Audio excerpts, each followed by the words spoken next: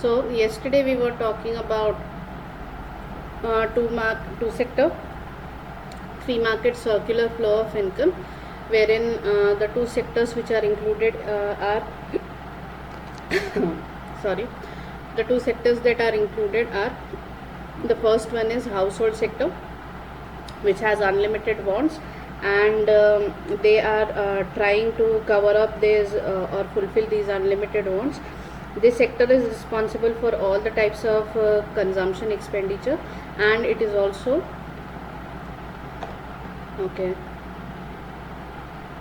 responsible for consumption expenditure,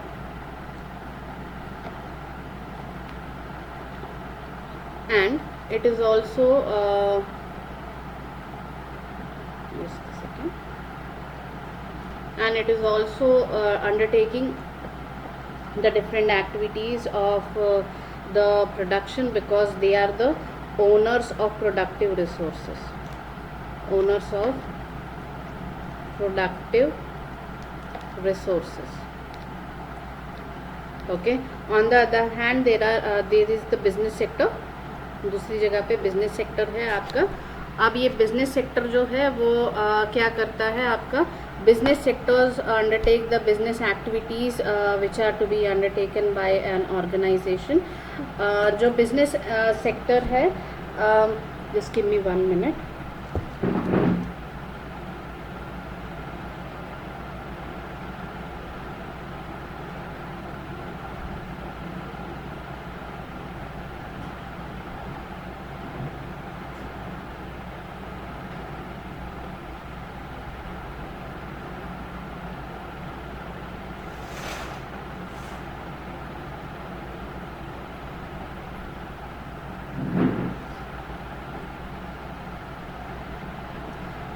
Yeah, the business sector undertakes the activities of performing and producing the goods and services.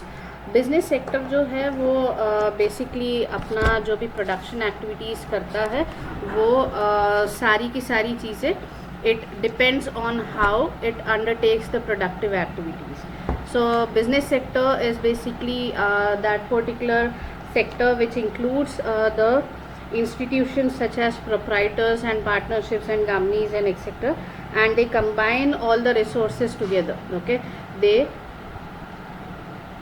combine resources together. Okay, resources को combine करना इनकी जिम्मेदारी है. Okay, business sector की. Business sector would be first and foremost it would be buying capital goods and undertaking investment expenditure. Okay, buying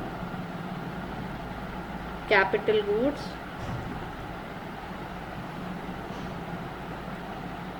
and undertaking investment expenditures.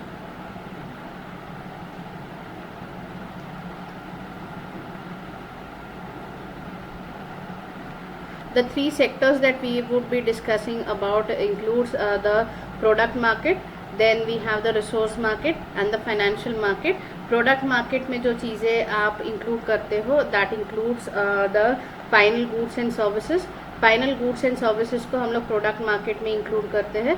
Product market में जो भी चीज़ें include की जाती हैं,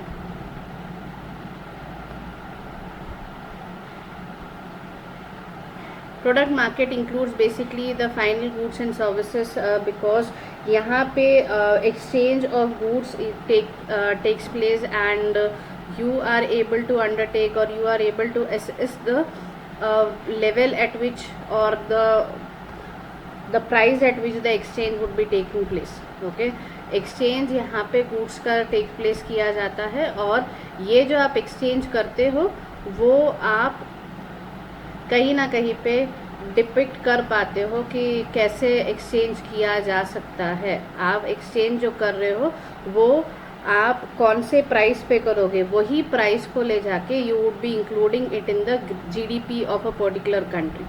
ओके, उसी को हम लोग जीडीपी कहते हैं.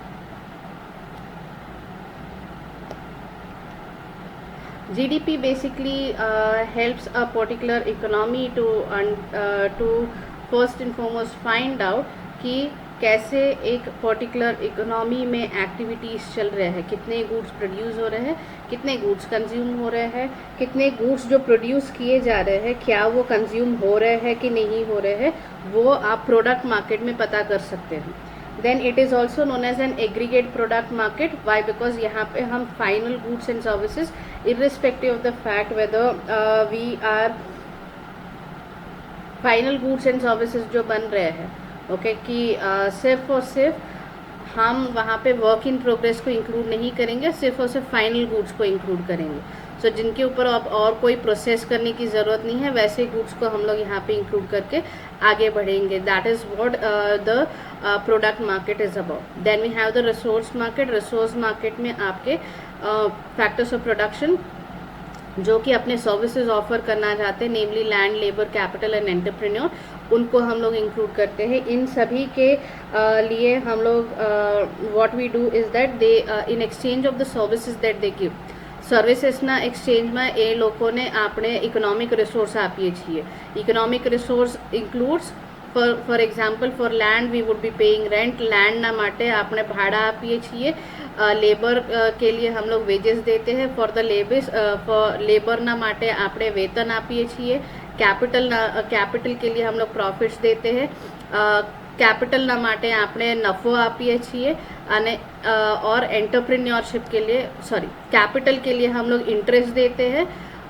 My mistake. कैपिटल के लिए हम लोग इंटरेस्ट देते हैं और एंटरप्रेन्योरशिप के लिए हम लोग प्रॉफिट्स देते हैं. प्रॉफिट्स या फिर नफ़ा हम लोग उसको देते हैं. So all of these are considered to be resources. और इस मार्केट का दूसरा नाम फैक्टर्स मार्केट है. इसको हम लोग रिसोर्स मार्केट या फिर फैक्टर्स मार्केट कहते हैं. ये आपका दूसरा मार्केट हुआ. तीसरा मार्केट आपका फाइनेंशियल मार्केट्स इंक्लूड होते हैं. फाइनेंशियल मार्केट्स में आपके लीगल क्लेम्स क्रिएट होते हैं. ओके, फाइनेंशियल मार्केटમાં લો જે ક્લેમ આપે છે, લોના કોન્ટ્રાક્ટ્સ તમે કરી શકો છો फाइनेंसને एक्सचेंजना માટે. ओके, फाइनेंस के एक्सचेंज के लिए जो भी लॉ कॉन्ट्रैक्ट हम लोग करते हैं उसे हम लोग फाइनेंशियल मार्केट में इंक्लूड करते हैं. यहाँ पे क्या किया जाता है, कमोडिटीज़ जो एक्सचेंज किए जाते हैं that is done for against a legal claim. Okay, for example I give you a share and you give me money. Okay, we have undertaken a financial transaction wherein giving you money gives me a right to enforce a legal claim on you saying that you have to give me the shares. Okay, तो ऐसे आपके financial markets काम करते हैं. सो यहाँ तक हमने देखा है टू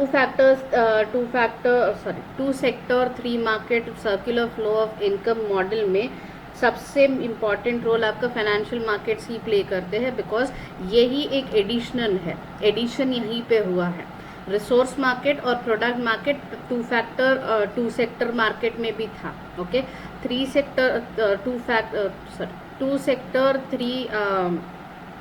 टू सेक्टर 3 मार्केट में हमारा एक एडिशनल मार्केट इंक्लूड हुआ है. That is the financial market जो कि सेविंग्स और इन्वेस्टमेंट्स को डाइवर्ट करने के लिए यूज़ किया जाता है.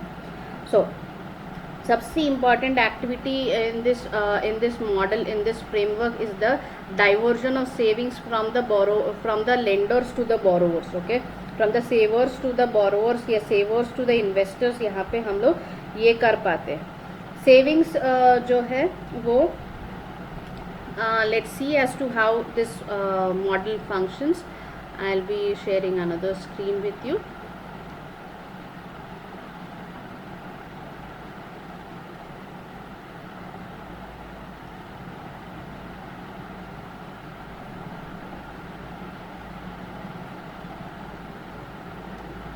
I'll be zooming in a bit so that you are able to see this in a better manner. Now, one of the most important activities of the entire framework that we are now seeing is the two-factor framework that we see. Okay, ये जो हम लोग framework देख रहे हैं वो आपका सबसे बड़ा इम्पॉर्टेंट फैक्टर है. What we find is that we have two sectors, that is household sector and business sector. Household sector हमेशा नेट सेवर रहता है. बिजनेस सेक्टर हमेशा नेट इन्वेस्टर या फिर नेट वहाँ पे वो क्लेम्स करता है. Then we have the product market. Product market में यहाँ पे goods households product market में खरीदते हैं, जो इनकम प्रोडक्ट मार्केट में जनरेट होता है वो बिजनेस सेक्टर यूज़ करता है, बिजनेस सेक्टर के पास आता है, बिजनेस सेक्टर से वो रिसोर्स मार्केट में जाता है, रिसोर्स सेक्टर में रिसोर्स मार्केट में कौन सर्विसेज प्रोवाइड कराते हैं, हाउस होल्ड सेक्टर प्रोवाइड कराते हैं। So in this manner this is the normal cycle. अब हमने यहाँ पे एक एडिशनल फीचर डाल दिया फाइनेंशियल मार्केट्स का। फाइनेंशियल मार्केट्स बीच में है, वाई बिकॉज ये ना सिर्फ यहाँ पे सिर्फ हाउस होल्ड्स ही फाइनेंशियल मार्केट्स को नहीं एक्सेस करेंगे, business sector also accesses the financial market. So how is this going to undertake? First and foremost, let's see as to how the savings get diverted into the financial market. So what we can see is that household sector ने जो कमाया है, okay, resource market में अपने incomes या फिर अपने services देके household sector ने जो कमाया है उसे हम लोग यहाँ पे include करते हैं, okay. यहाँ पे this is the income that is coming from the resource sector towards the household sector. Let me use a cursor attention pointer.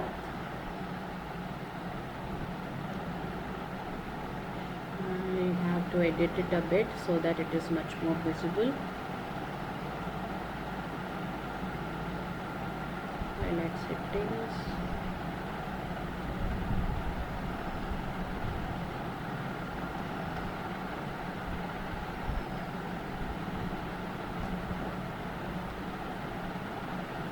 So this is the household sector, ये आपका house hold sector है। Resource market में जब उसने services provide किए उसे income मिली, okay, ये income यहाँ से यहाँ पे हमारे डाइवर्ट हो रही है। This is the income diversion that is taking place over. અહીંયાથી એને જે ઇન્કમ મળે છે એ હાઉસહોલ્ડ સેક્ટરને મળે છે. કેમ મળે છે આ ઇન્કમ? આ ઇન્કમ એના માટે મળે છે કે હાઉસહોલ્ડ સેક્ટરે એની સર્વિસીસ અહીંયા રિસોર્સિસ માર્કેટમાં આપી છે, જેને યુઝ કરીને બિઝનેસ સેક્ટરે પ્રોડક્શન કર્યું છે. જ્યારે બિઝનેસ સેક્ટર પ્રોડક્શન કરે છે ત્યારે તમે શું કરો છો કે જ્યારે પ્રોડક્શન થાય છે ત્યારે બિઝનેસ સેક્ટર જે છે એ તમને ગુડ્સ આપે છે, ગુડ્સ ઉત્પાદન કરે છે અને આ ગુડ્સ કયા માર્કેટમાં વેચવામાં આવે છે? તમારા પ્રોડક્ટ માર્કેટમાં વેચવામાં આવે છે. આ પ્રોડક્ટ માર્કેટમાં કોણ ખરીદી કરે છે? हाउस होल्ड सेक्टर खरीदी करे छे, ओके. प्रोडक्ट मार्केट में कौन खरीदता है? हाउस होल्ड सेक्टर खरीदता है.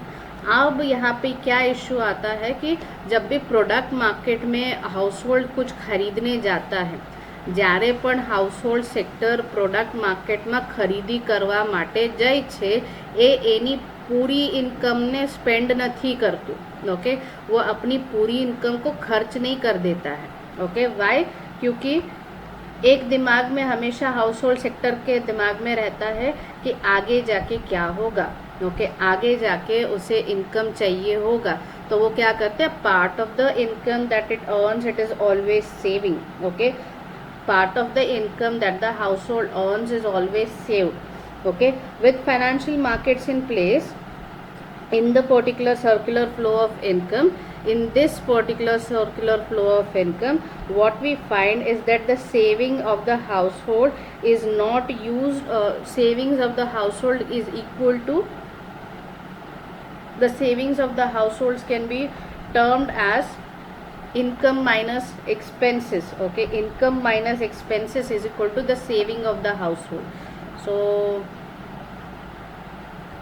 we do one thing.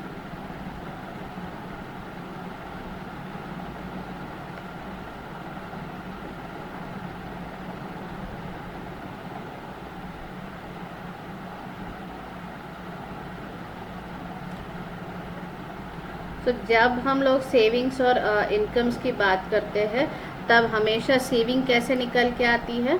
आप सेविंग की फॉर्मूला कैसे लिखते हो? Saving is equal to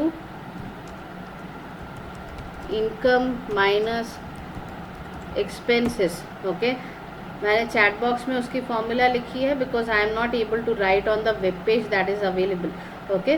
so saving minus income जब हम लोग यूज़ करते हैं तब कहीं ना कहीं पे हमारे पास एक पर्टिकुलर मेथड रहता है, एक पर्टिकुलर कैटेगरी रहती है कि हम सेविंग्स कैसे डिटरमाइन करेंगे. जो अनस्पेंट इनकम रहता है उसे हम लोग सेविंग कहते हैं. The income which is unspent is known as savings of a household, Is it clear? Income which is unspent is known as the savings of the household. In the particular this model, यहाँ पे savings जो है वो household sector घर में guard नहीं देने वाला, ओके घर में रखने नहीं वाला, he is not going to retain this money into his own houses, okay वो कैश में या फिर डब्बों में रख के या फिर कहीं एक बर्तन में डाल के उसे ज़मीन में गाड़ने नहीं वाला है. That's what we assume. So savings in this case, the income which is unspent, okay, unspent income remains in the bank accounts of the people, which gets diverted into the financial markets. Unspent income is equal to the income which the person has not been able to spend. या तो उसने consciously उसे side में रखा है या फिर वो उसे खर्च नहीं कर पाया है. There are two ways, okay. First and foremost, one is known as a residual saving. Residual saving का मतलब है कि खर्चे निकालने के बाद जो बच जाए वो residual है, okay. The formula that I have given you here is equal to income minus expenses is the formula of residual savings, okay. ये income को वो खर्च नहीं कर पाया है. Secondly, ऐसा भी हो सकता है कि कोई अच्छा सा कोई इंसान है और उसे लग रहा है कि आगे जाके मुझे ज़रूरत पड़ेगी, इसीलिए मैं अपना सेविंग साइड में रख लूँ, okay. I want to retain the money, okay, I want to retain the money. अगर वो ऐसे कह रहा है मैं आगे जाके अपने फ्यूचर को सिक्योर करना चाहता हूँ, तो वो क्या करेगा कि भाई इनकम आए उसमें से कुछ पोर्शन साइड में रख दे पहले से. That is known as forced saving या फिर conscious saving, okay. Conscious saving क्यों है? फोर्स्ड सेविंग और कॉन्शियस सेविंग फिर से दूसरे दो पॉइंट्स हैं. फोर्स सेविंग में मैं आपको समझाती हूँ. कॉन्शियस सेविंग इसीलिए है क्योंकि वो जानबूझ के उसे साइड में रख रहा है. એ જાણી જોઈને એને સાઈડમાં મૂકે છે, આ પૈસાને સાઈડમાં મૂકે છે. કેમ કે એને ખબર છે કે આગળ જઈને એને જરૂરત પડશે, ઓકે. જરૂરિયાતો ઊભી થવાની છે એટલા માટે પહેલાંથી જ એને સાઈડમાં મૂકે છે. એને તમે કોન્શિયસ સેવિંગ કહો છો, okay.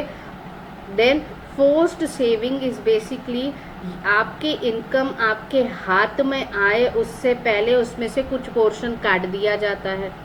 For example pension fund के लिए काट दिया जाता है या फिर प्रोविडेंट फंड के लिए काट दिया जाता है. These are forms of forced savings, okay. ये फोर्स्ड सेविंग्स क्यों है? क्योंकि आपको नहीं पता है कि भाई आपके इनकम में से वो अमाउंट कट रहा है, ओके. शायद से आपको पता भी हो पर आपके पास कोई ऑप्शन नहीं है. Your employer has put up forward a condition कि अगर आपने इतने पैसे नहीं कटवाए तो आपका हम लोग एम्प्लॉयमेंट नहीं आगे रहने देंगे. तो वो फोर्स्ड सेविंग हुआ आपके लिए. तो 3 different types of saving. First one is forced saving कि आपके इनकम में से कुछ पोर्शन कंपल्सरीली डिडक्ट कर दिया जाता है, okay. That is forced saving. Second one, conscious saving. I myself put the money aside. I myself put the money aside into a particular financial instrument which is in the financial market. Then it becomes a saving of the person. Okay, this is a conscious saving. Third one, unconscious या फिर वहाँ पे by default या residual saving. Okay, आप वो income खर्च नहीं कर पाए तो आपके अकाउंट में पड़ा हुआ है. तो ये तीनों टाइप के सेविंग्स कहीं ना कहीं पे फाइनेंशियल मार्केट में ही जाके डाइवर्ट होते हैं. All of these savings get diverted into the financial markets only. આ બધા સેવિંગ્સ જે છે એ બધા फाइनेंशियल मार्केट्स માં જ જાય છે.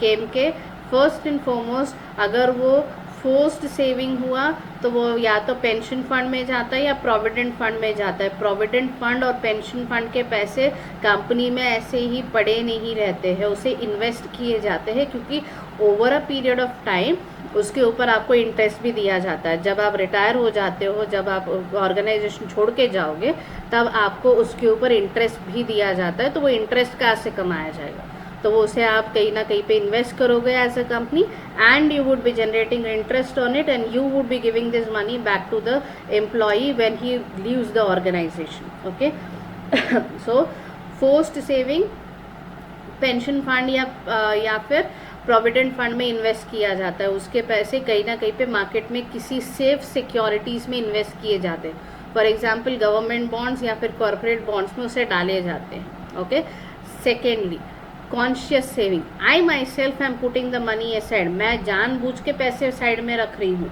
फोर्स सेविंग कटने के बाद मेरे पास जितने भी इनकम आती है उसमें से मैंने ये डिसाइड किया कि 20% इनकम मुझे कहीं ना कहीं पे सेव कर देना है। ओके, या फिर मैं कहीं ना कहीं पे इन्वेस्ट कर दूंगी उस मनी को। So then also first I have to keep this money aside. The act of keeping this money aside is known as saving, and the saving gets invested into the financial markets in turn. Financial markets में intern जाके वो invest कर दिए जाते हैं, तब भी वहाँ पे भी वो फाइनेंशियल मार्केट्स में ही डाइवर्ट हो रहे हैं। माइंड यू, वहाँ पे भी वो फाइनेंशियल मार्केट्स में ही डाइवर्ट हो रहे हैं। यहाँ पे वो कहीं तिजोरी में ताला मार के हम लोग नहीं रख रहे हैं, तो इसलिए फिर से फाइनेंशियल मार्केट्स में ही सेविंग्स जा रहे हैं। थर्डली रेसिडुअल सेविंग्स, वो वैसे भी बैंक अकाउंट में बिना खर्च हुए पड़े हुए हैं, तो वो वैसे के वैसे वहीं पे सेविंग अकाउंट में से ही बैंक ले जाके उसे कहीं ना कहीं पे इन्वेस्ट कर देते हैं, हमें पता नहीं चलता है। फॉर एग्जांपल मेरे अकाउंट में अगर सैलरी जमा हो रही है तो मेरे अकाउंट में जैसे ही पैसे आते हैं बैंक उसे कहीं ना कहीं पे इन्वेस्ट करके इंटरेस्ट कमाने लग जाता है।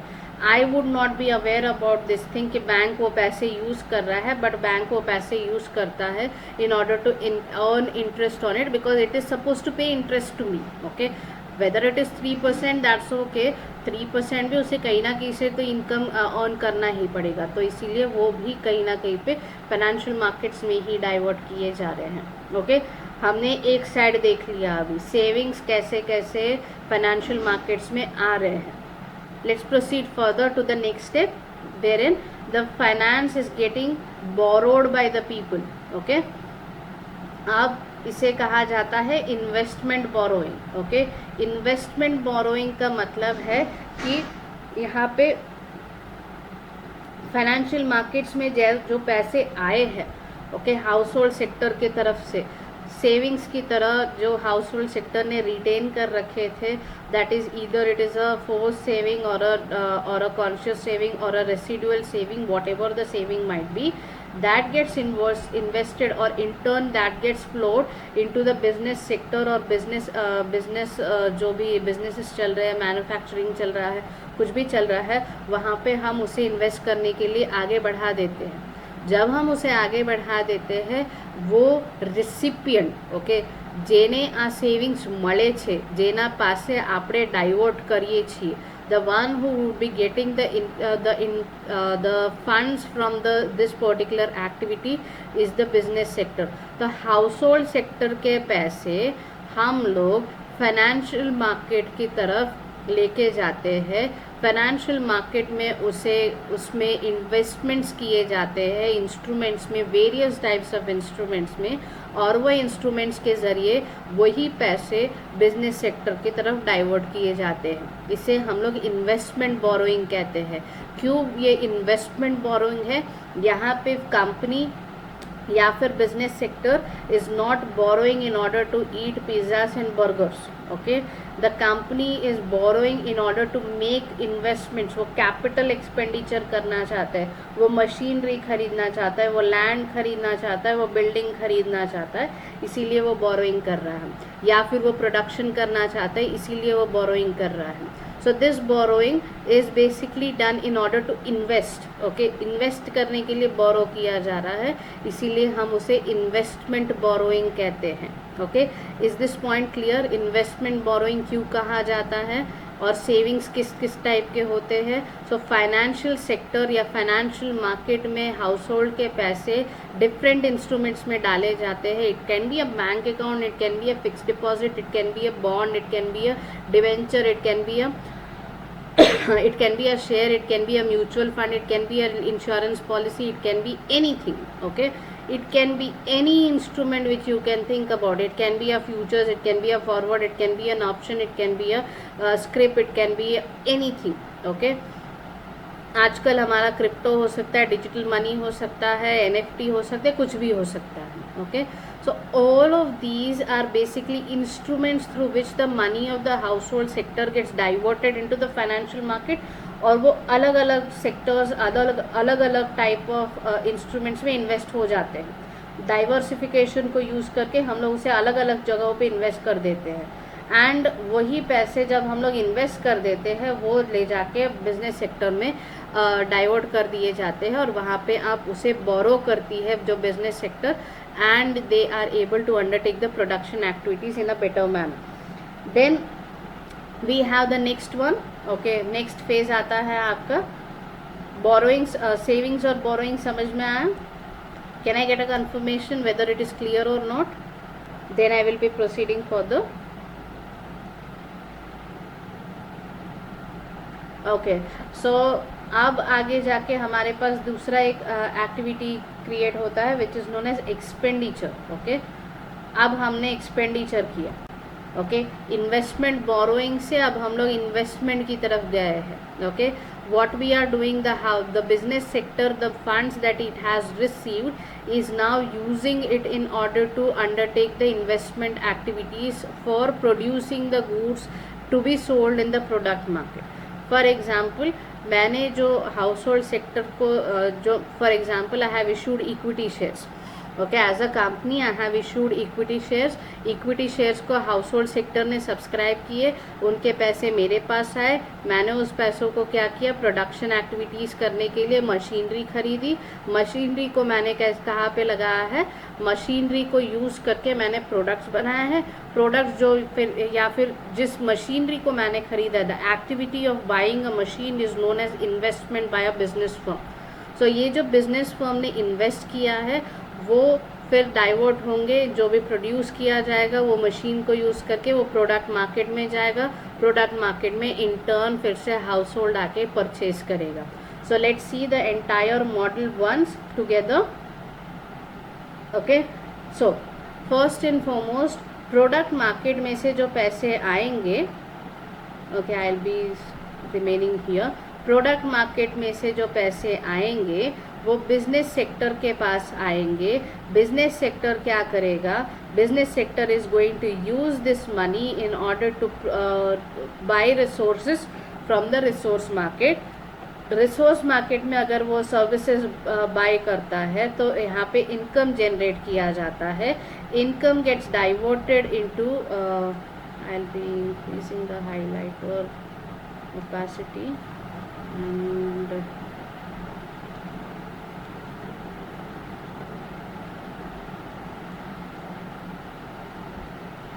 just a second. Okay,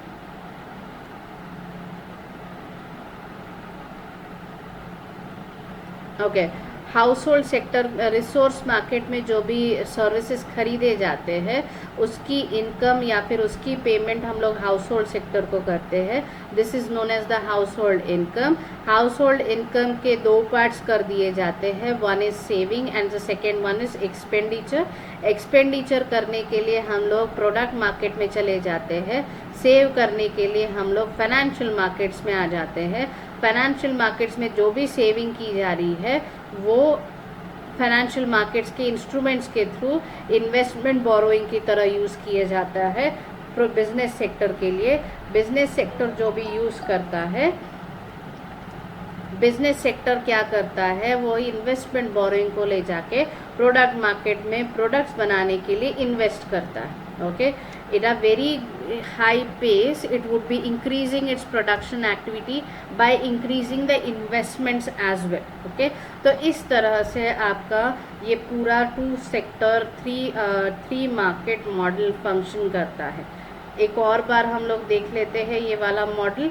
English में हिंदी में समझा दिया है आपको, अब मैं गुजराती में समझा रही हूँ. Okay, same thing to be repeated in Gujarati again for the benefit of you of the students who don't understand English so well. Okay, product માર્કેટમાં આપણે જે ઉત્પાદન કરીએ છીએ એ વેચવામાં આવે છે. આ પ્રોડક્ટ્સને વેચવાથી આપને જે ઇન્કમ મળે છે એ બિઝનેસ સેક્ટરનું ઇન્કમ છે. આ બિઝનેસ સેક્ટરનું ઇન્કમ જે છે એ બિઝનેસ સેક્ટર શું કરે છે, ફર્ધર પ્રોડક્શન માટે રિસોર્સ માર્કેટમાં જઈને સર્વિસીસની ખરીદી કરે છે. જ્યારે એ સર્વિસીસની ખરીદી કરે છે, કોણ આ સેક્ટરમાં સર્વિસીસ આપે છે? હાઉસહોલ્ડ સેક્ટર સર્વિસીસ આપે છે. તો આ રિસોર્સ માર્કેટમાં જે પણ સર્વિસીસ છે એ હાઉસહોલ્ડ સેક્ટરના સર્વિસીસને ખરીદવામાં આવે છે અને એમને ઇન્કમ આપવામાં આવે છે. ઇન્કમ શું છે આ સેક્ટરનું? Either it is wages or it is salary. Wages હોઈ શકે છે કે સેલરી હોઈ શકે છે. Income of the household sector can be salary or wages. Okay, household સેક્ટરનું ઇન્કમ એ સેલરી હોઈ શકે છે કે વેજીસ હોઈ શકે છે. જ્યારે એમને વેજીસ મળે છે તો હાઉસહોલ્ડ સેક્ટર શું કરે છે? આ જે વેજીસ કે ઇન્કમને એ બે ભાગોમાં વેચી મારે છે. બે ભાગ શું છે? First and foremost A either જઈને એક્સપેન્સ કરે છે, પ્રોડક્ટ માર્કેટમાં ખરીદી કરવા માટે જાય છે તો એને એક્સપેન્ડિચર કહેવાય, હાઉસહોલ્ડ એક્સપેન્ડિચર કહેવાય. કે એ ઇન્વેસ્ટ કરવા માંગે છે કે સેવ કરવા માંગે છે, એને તમે હાઉસહોલ્ડ સેક્ટર સેવિંગ કહો છો. જે 3 પ્રકારના સેવિંગ આપણે જોયા છે એમાંથી એક પ્રકારનો સેવિંગ અહીંયા થવાનો જ છે. ઓકે, यहाँ पे कोई एक दोहराई नहीं है कि सेविंग नहीं होगा हाउसहोल्ड सेक्टर में. Majority of the households are able to save something. જ્યારે એ સેવિંગ કરે છે તો શું કરે છે? એ સેવિંગ કરવા માટે ફાઇનાન્શિયલ માર્કેટ્સમાં વિવિધ ઇન્સ્ટ્રુમેન્ટ્સની પસંદગી કરે છે. જ્યારે આ ઇન્સ્ટ્રુમેન્ટ્સની પસંદગી કરીને એમાં પૈસા મૂકવામાં આવે છે ત્યારે આ પૈસા જે મૂકવામાં આવે છે ઇન્સ્ટ્રુમેન્ટ્સમાં એ કોણ ઇસ્યુ કરે છે? બિઝનેસ સેક્ટર ઇસ્યુ કરે છે. બિઝનેસ સેક્ટર પાસે તમારા પૈસા જાય છે અને એને જ્યારે આ ફ્લો તમે જોવો છો કે તમારા સેવિંગ્સને તમે બિઝનેસ સેક્ટરને આપો છો, એને શું કહેવામાં આવે છે? ઇન્વેસ્ટમેન્ટ બોરોઈંગ કહેવામાં આવે છે. આ ઇન્વેસ્ટમેન્ટ બોરોઈંગ શું છે? ઇન્વેસ્ટમેન્ટ બોરોઈંગ બિઝનેસ સેક્ટર જે શાના માટે લે છે? ફર્ધર મશીન ખરીદવા માટે ઇન્વેસ્ટમેન્ટ બોરોઈંગ લે છે, કે પ્રોડક્ટ્સ ખરીદવા માટે, રો મટીરિયલ ખરીદવા માટે એ ઇન્વેસ્ટમેન્ટ બોરોઈંગ લે છે. જ્યારે એ ઇન્વેસ્ટમેન્ટ બોરોઈંગનો ઉપયોગ કરીને પ્રોડક્શન કરે છે એને તમે ઇન્વેસ્ટમેન્ટ કહો છો. કે ફોર એક્ઝામ્પલ એ મશીન ખરીદે કે પોતાના લેબરર્સને ટ્રેનિંગ આપે, એને તમે ઇન્વેસ્ટમેન્ટ કહો છો. જ્યારે આ ઇન્વેસ્ટમેન્ટ કરવામાં આવે છે તો તમારું ઉત્પાદનની ક્ષમતા વધે છે અને તમે વધુ પ્રોડક્શન કરી શકો છો અને આ તમારા પ્રોડક્ટ્સ ફરીથી પ્રોડક્ટ માર્કેટમાં જાય છે જ્યાં કે હાઉસહોલ્ડ સેક્ટર આવીને ખરીદી કરે છે. ઓકે, ફરી પછી આ સાયકલ એવી રીતે કન્ટિન્યુ થતો જ રહે છે અને એમાં કંઈ પણ रुकावटों ना था. यहाँ पे कुछ रुकने जैसी कोई चीज़ नहीं है. I hope the two sector 3 market model is clear to you people. Can I get a confirmation?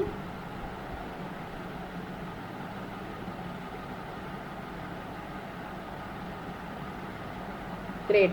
सो यहाँ पे 3 पॉइंट्स हमने समरी करने हैं. ओके, I'll be going a bit down so that we can see the points which have to be summarized.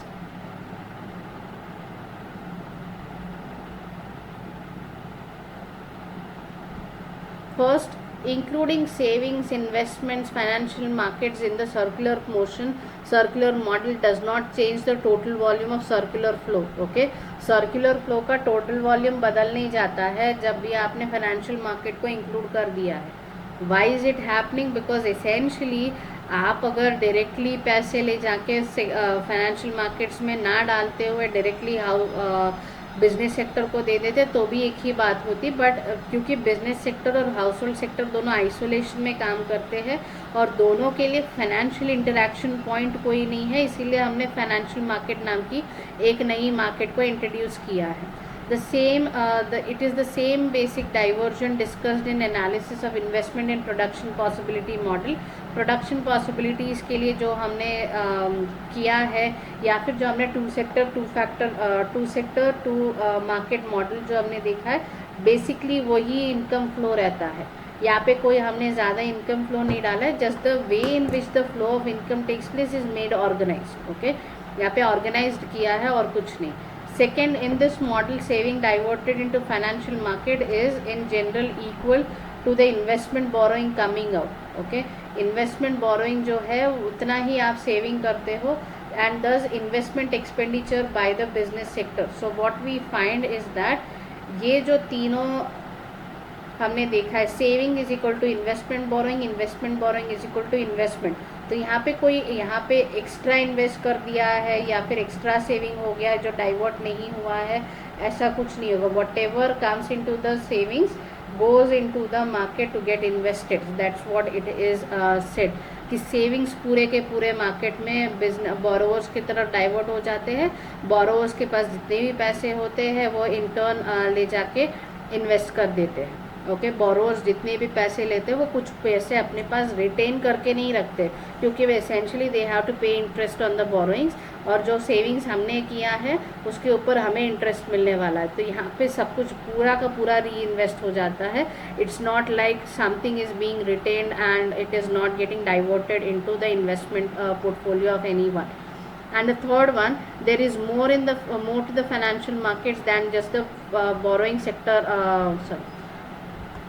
Than just the business sector borrowing. यहाँ पे सिर्फ और सिर्फ बिजनेस सेक्टर बोरोइंग ही नहीं है, ये भी आपने ध्यान में रखना है. यहाँ पे बिजनेस सेक्टर बोरोइंग के अलावा गवर्नमेंट सेक्टर बोरोइंग भी किया जाता है.